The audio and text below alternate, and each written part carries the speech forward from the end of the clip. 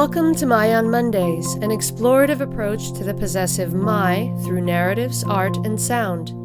Each Monday brings a new creation and unique perspective. My on Mondays is brought to you by MING Studios, a contemporary art space and international artist residency program dedicated to the exhibition, experience, and exploration of arts and culture. Along with exhibiting artists from around the world, MING also serves the community by hosting innovative programs including performances, workshops, screenings, readings, artist talks, and other cultural activities. For more information, or if you'd like to participate in My on Mondays, you can visit our website at mingstudios.org.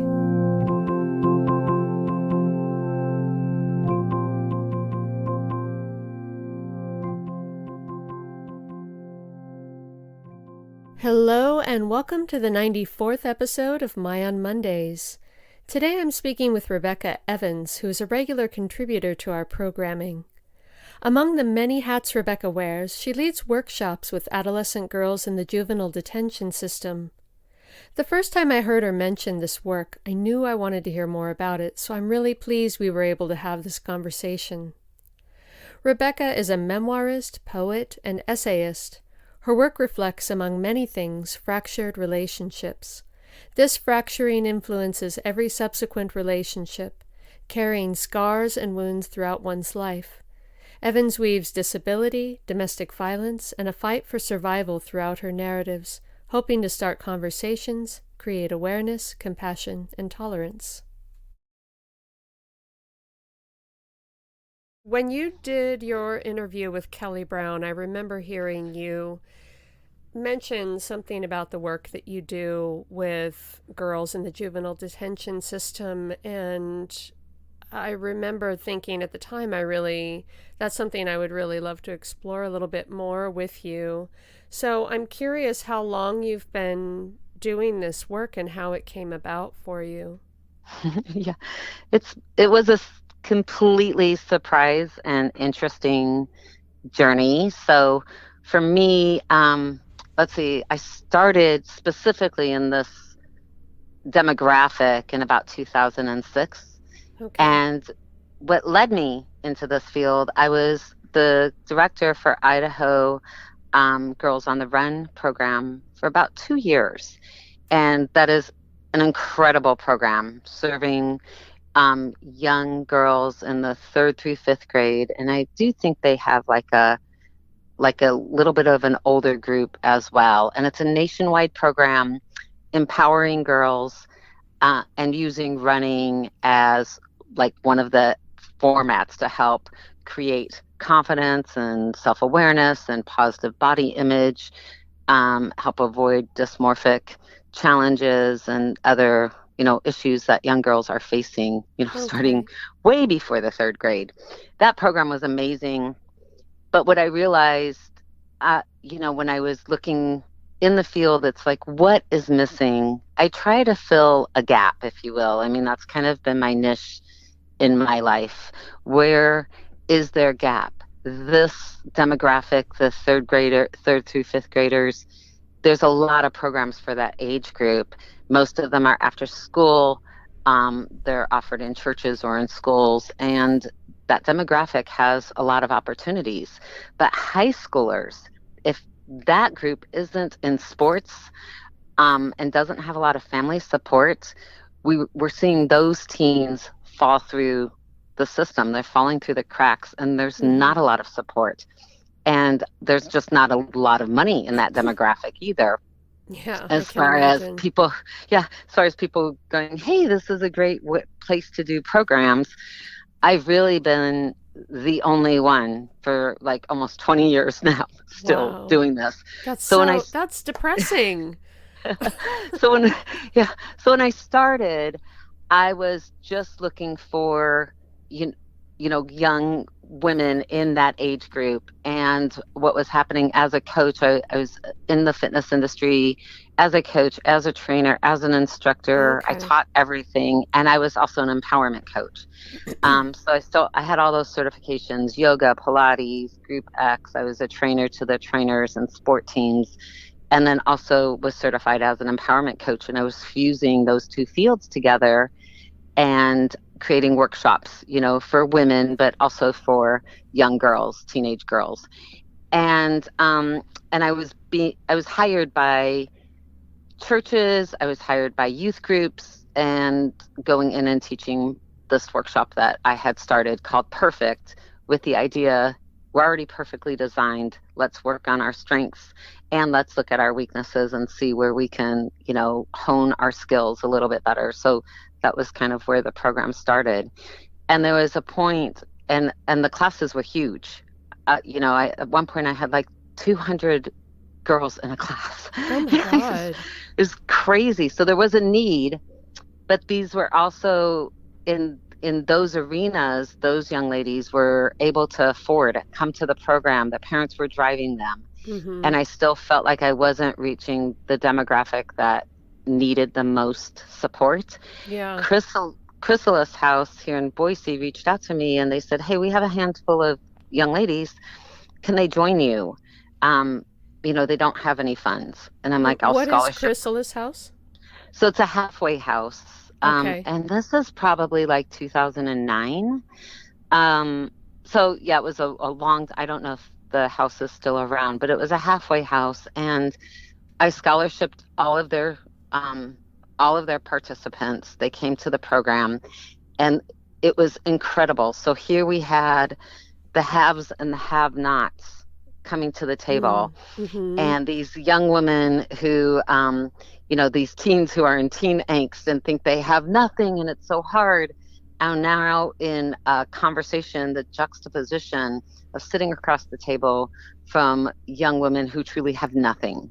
Yeah. And they started sharing skill sets and experiences. I mean, They both had so much to offer each other. The conversations were incredible and they were teaching each other. And I really became kind of a facilitator. And I did that for a few years where I was like, let me merge these demographics and allow them to be in this space with each other. And then at some point, the head of probation reached out to me and said, hey, can you come over and teach these workshops over here? I did that in Ada County and then was offered a contract over at Canyon County.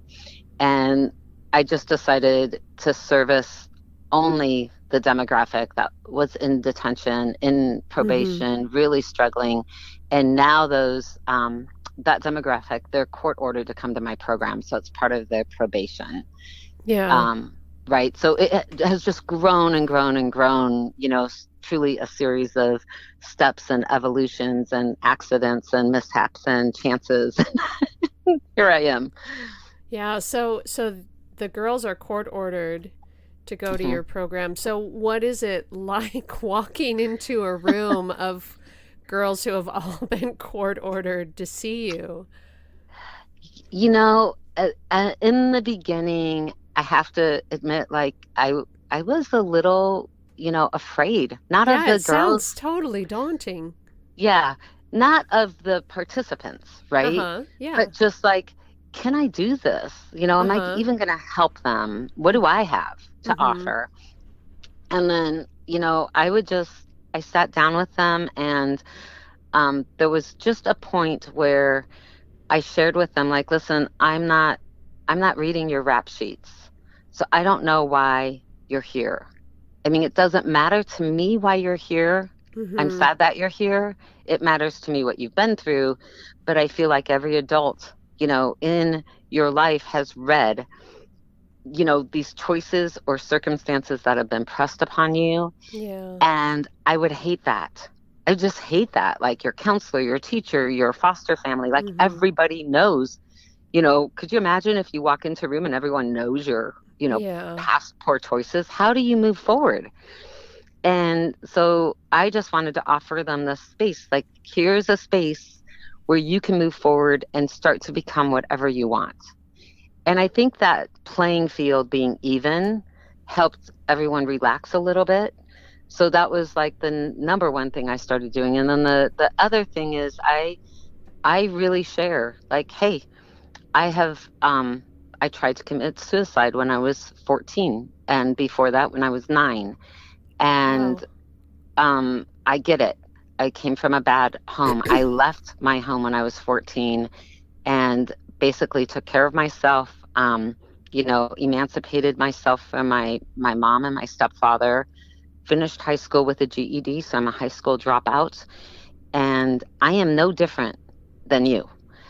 And I have made choices to move forward and move forward and move forward and heal and try to take my situation and do something good with it. So here I am. Wow. And I think because they hear that and they're like, okay, she'll talk about anything when I Yeah. start there. Well, and I amazing that first are saying, I don't need to know anything about you, but then you reveal everything about yourself. Yeah. so I think that helps the group relax, and there's typically at least one participant who's really ready to share, like she's done some Mm-hmm. work on herself. And Okay. usually that's someone who's a little bit older. It just depends. I have Mm-hmm. different participants every time. I have not had, there's been like zero recidivism rates for my group in the last, well, before COVID. So it's going on like 4 or 5 years now, Wow. which is amazing. That's incredible. Yeah. Yeah, I'm very proud of that. So, but there's usually, a participant who is, realizing she's close to graduation. She doesn't want to be in this space anymore. It's not Mm-hmm. serving her. She's done some work with other counseling and other programs, and, or maybe it's her first time in the system and it's, she's like, yeah, I'm not coming back here.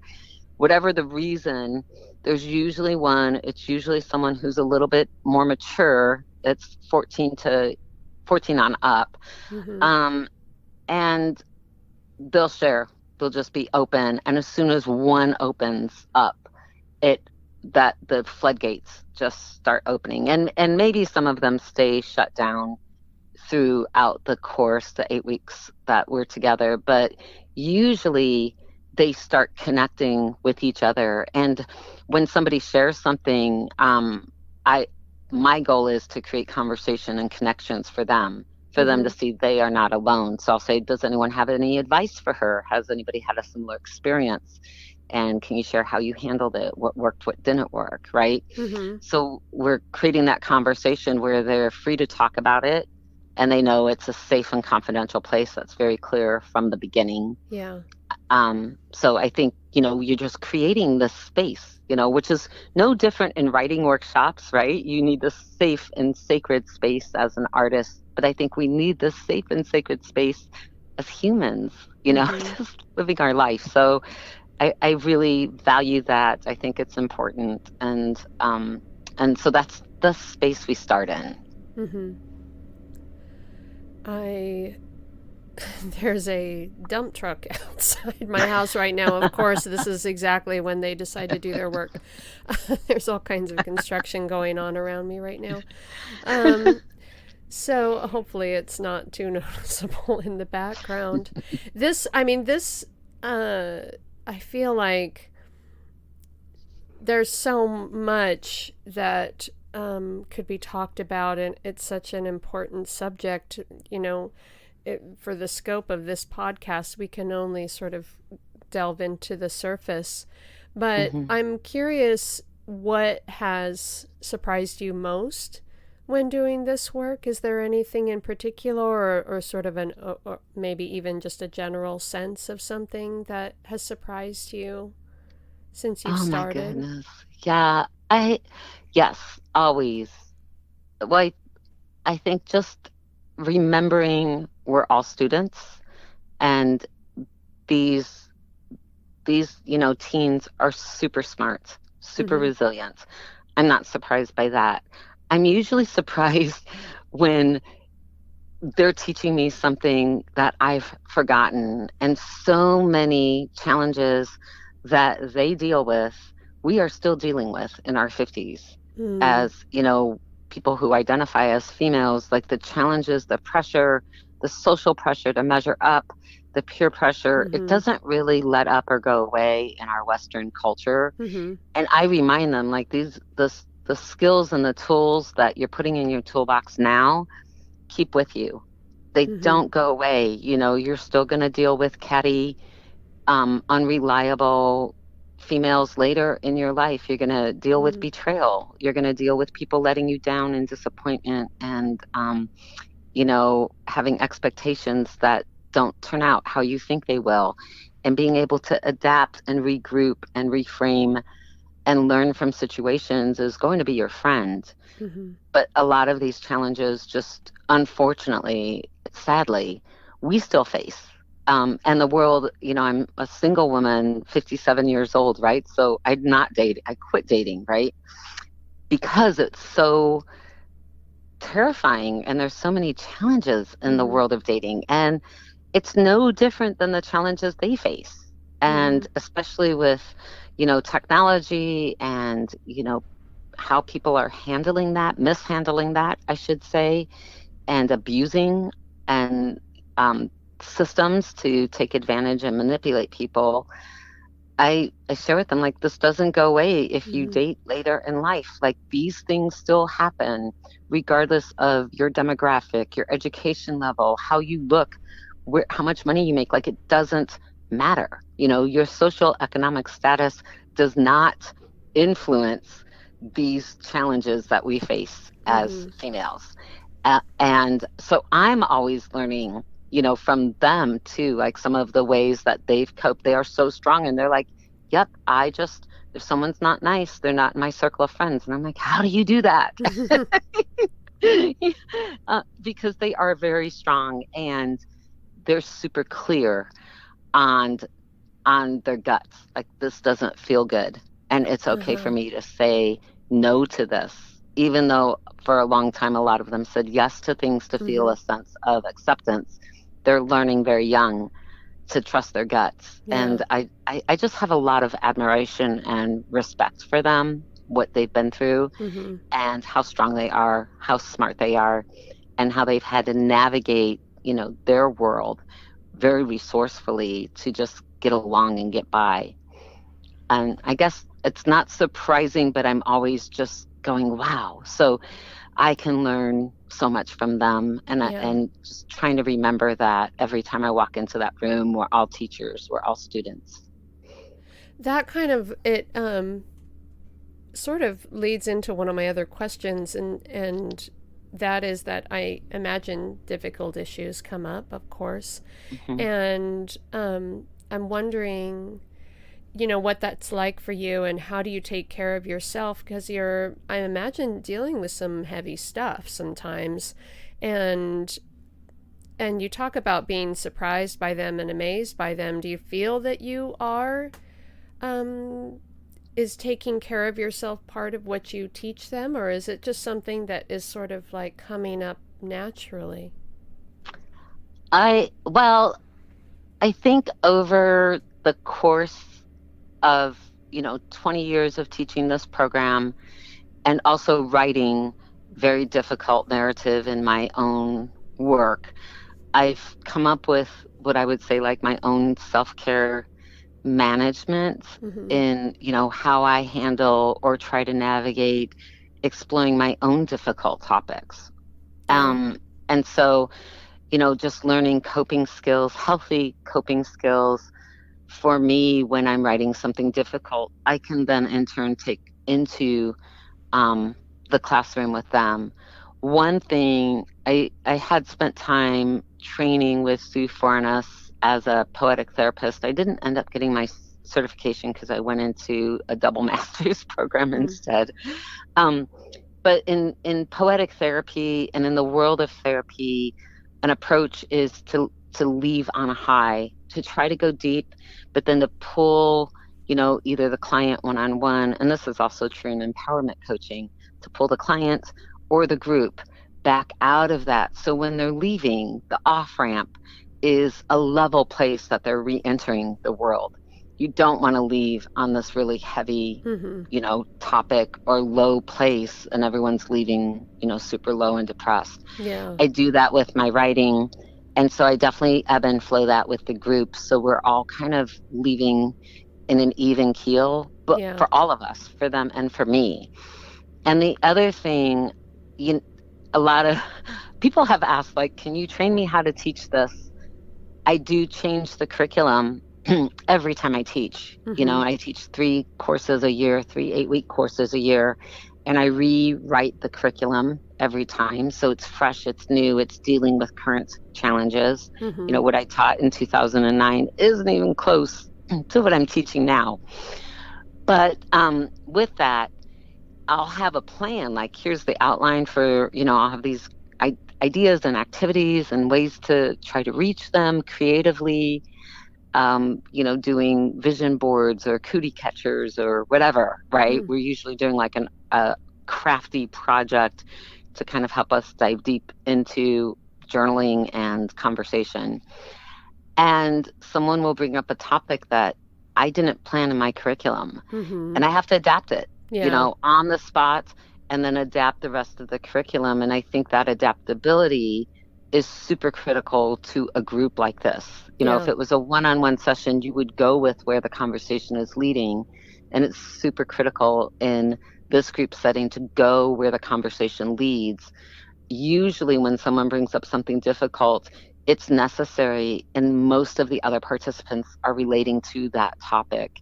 And whatever it may be, they want to dive in, they want to either be helpful or they have a shared experience.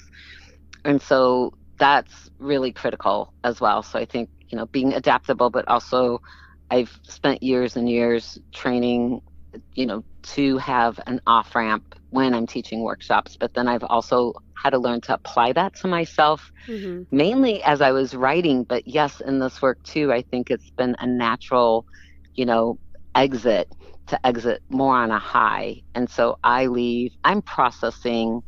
And I think the hardest classes that I leave is when I feel like I didn't reach them. Yeah. I feel like, ugh, they're really shut down and Mm-hmm. I'm not doing a good job. I'm driving home going, why do I think I can do this? Why do I think I'm the person Yeah. qualified, type of conversation I'm having with myself. But I remind myself I'm planting seeds. I don't know what kind of change I'm planting or Mm-hmm. helping. A lot of times it's just giving them information that they can later apply. There's not going to be a big change in 8 weeks. Yeah. Uh, I know that, but I do know that I'm offering support and they know they're being heard. And I think that's probably the most important thing I'm doing. Well, my next question was, what do you feel is the most important thing Mm. you want to get across to them? That they matter, that Mm-hmm. their voice matters, that there are adults who, care and are genuinely there for them. I my story, I had a track coach in high school who believed in me, and she was someone who didn't know me, that I felt saw me and heard Mm-hmm. me. And it just takes one person. And I ended up going into the military. I ended up staying in sports. I ended up going into the fitness industry after the military. And I think it was due to that one individual. You Mm-hmm. just need one. And I feel like if I can be that one, and later on, as they're making choices, they might not see the connection. It was years later when I look back and I'm like, oh, Coach Flynn, Huh. she really, Interesting. was the person that kind of led me down a path, because I could have very easily become a statistic and I did Okay. not. Yeah. Well, my last question actually is, I'm curious if you've kept in touch with any of the young women, or if any have reached out to you, and if they've continued in a creative field. So what's interesting is they don't have any of my private information, my Mm-hmm. phone number or email.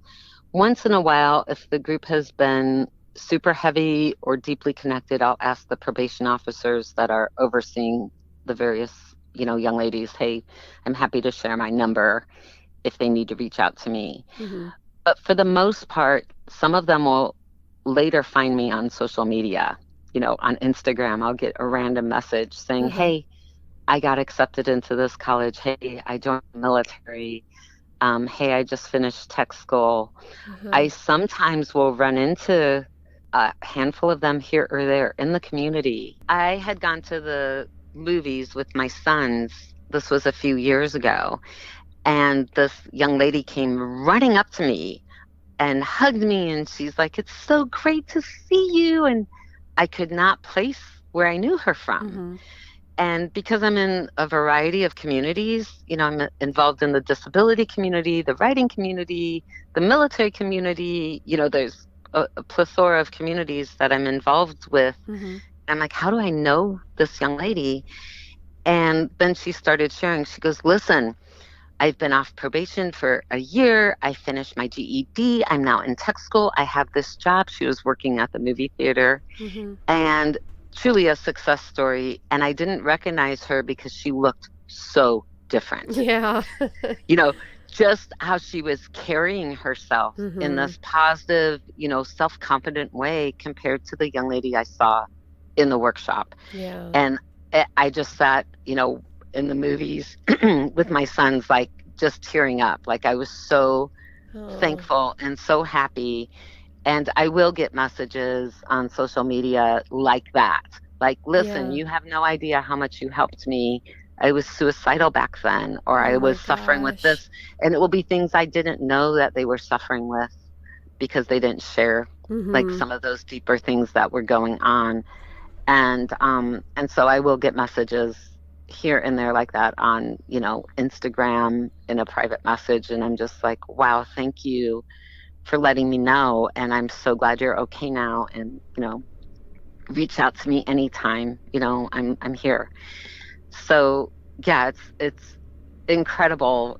They do circle back around. They Mm-hmm. trickle back in and will reach out and let me know. Or even some of them know past participants, which isn't great, right?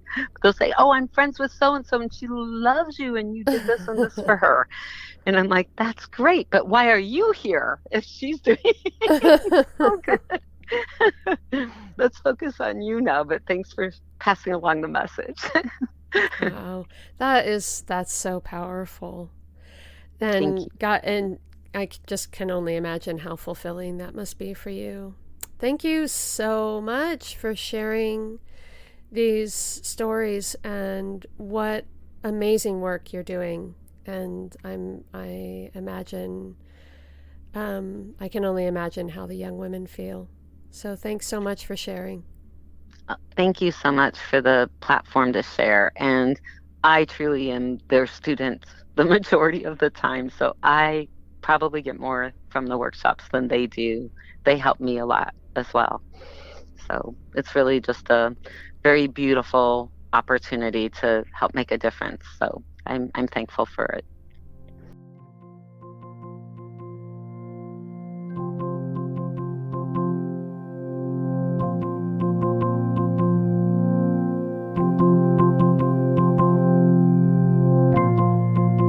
Thank you for joining us today. We'll be back next Monday. Tune in.